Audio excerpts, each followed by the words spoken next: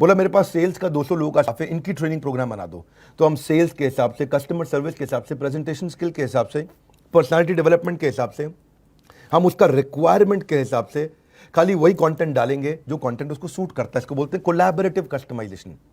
अगर आपके पास बहुत सारा प्रोडक्ट पहले पड़ा हुआ और बड़ी रिक्वायरमेंट आई है तो आप उसको कोलैबोरेट करके कस्टमर के साथ मिल करके कर सकते हैं। दूसरा अडैप्टिव कस्टमाइजेशन। ये क्या है कि भाई प्रोडक्ट तो वही है लेकिन अलग अलग रिक्वायरमेंट पे काम आ जाए। हाँ जी, इसको जैसे मल्टीपर्पज यूटिलिटी, जैसे एमयूवी कार होती हैं, हाँ, मल्टी यूटिलिटी व्हीकल्स कार होती हैं, उसको पैसेंजर भी यूज कर लेते हैं, कार्गो भी यूज कर लेते हैं। कई गाड़ियां ऐसी हैं जिनको पैसेंजर भी यूज करते हैं, पीछे की सीट्स को फोल्ड कर दिया जाए तो वो कार्गो बन जाता है, उसमें सामान भी रख लेते हैं। सोफा कम बेड, आइटम वही है पर अलग अलग समय पे इस्तेमाल किया जाता है। कभी वो सोफा बन जाता है, कभी बेड बन जाता है। फोल्डिंग फर्नीचर है जी। जैसे मूड चेंजिंग बल्ब्स आ गए आजकल। अगर आपका इस समय मूवी देखने का मूड है तो अलग प्रकार से है। धर्म पत्नी के साथ आप कुछ प्रेम के पल बिताना चाहते हैं तो अलग प्रकार का मूड है। अगर आप कुछ पढ़ाई कर रहे हैं तो अलग प्रकार का मूड है।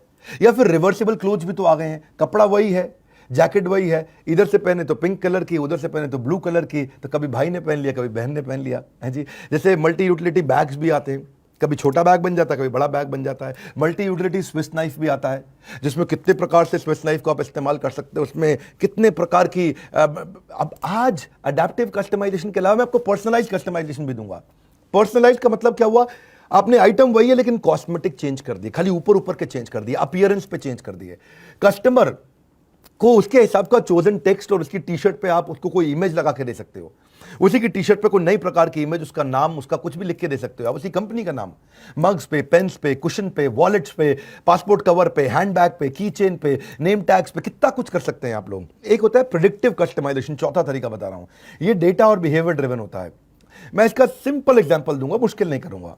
मेरा जो नाई है वो जो मेरे बाल काटता है, उसको ये मालूम है कि विवेक सर बाल छोटे यहां से शॉर्ट रखते हैं। अब देख रहे हैं मेरे बाल यहां से शॉर्ट रहते हैं, पीछे से भी। इसको क्या बोलते हैं, कई लोग उसको क्रू कट बोलते हैं और कई लोग उसको स्लोप बोलते हैं, तो अलग प्रकार से कट बोलते हैं। तो वो क्या करता है, यहां से यहां तक मशीन लगाता है, बाकी बाल काटता है।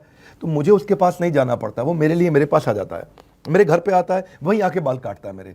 लेकिन उसको मालूम है क्योंकि सर बाल छोटे लगते हैं, हर 3 हफ्ते में चाहिए, तो वो 19वें दिन रिमाइंडर मैसेज भेज देता है। और 19वें दिन रिमाइंडर मैसेज भेज देता है कि सर 20वां, 21वां, 22वां कोई भी दिन चूज करिए, मैं आपके पास आऊंगा क्योंकि आपके बाल 21 दिन में कट जाते हैं। तो ये क्या हुआ, प्रेडिक्टिव कस्टमाइजेशन हुआ। इसने कस्टमर के बिहेवियर के हिसाब से कस्टमाइज कर दिया। जब क्लाइंट की नीड्स प्रेडिक्टेबल होती हैं, ये ऑब्वियस होती है, यार ये तो चाहिए ही होगा, तो आप उसके हिसाब से करें तो वो भी इसको रेलेवेंस लगता है कि नहीं, एक्सक्लूसिव फील होता है। रिपीट ऑर्डर का कितना बिजनेस आता है आपके पास में, वही ऑर्डर रिपीट होना है तो आप पहले ही उसको रिमाइंडर भेज देते हो।